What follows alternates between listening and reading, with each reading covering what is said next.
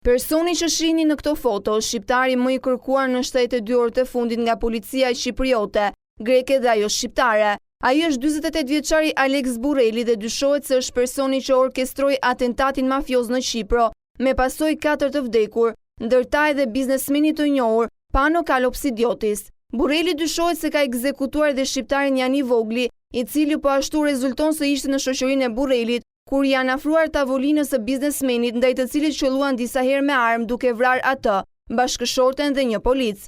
Sipas sistemit TIMS, Burreli rezulton se nuk ka hyrë në Shqipëri, ndërsa për herë të fundit ai ka dalë nga territori shqiptar në muajin maj nëpërmjet rinasit drejt Stambollit në shoqërinë e Jani Voglit. Ende nuk janë zbardhur motivet e këtij krimi të katërfisht, ndërsa dy shqiptarët, Vogli tashmë i vdekur dhe Burreli, në kërkim dyshohet se janë vrasës me pagesë. Biznesmeni Kalopsidiotis ka qenë prej atentateve disa herë, një ndërta dhe në vitin 2012 ku policia shqipriote dyshon se është vrarë nga dy shqiptarët. Një ndër pistat e ekzekutimit të Voglit është se e ka vrarë Burreli pasi ai mbeti i plagosur në skenën e krimit dhe me ekzekutimin e shokut të tij, ai do të mbyllte gojën për të mos treguar vrasjen. Edhe pse Burreli nuk ka hyrë ligjërisht në Shqipëri, lëvizjet e tij të shpeshta në muajin maj nga Kakavia e Rinasi kanë bërë që policia të shpërndajë foton e tij në të gjitha komisariatet e vendit për të bërë të mundur arrestimin nëse ai futet edhe ilegalisht në Shqipëri.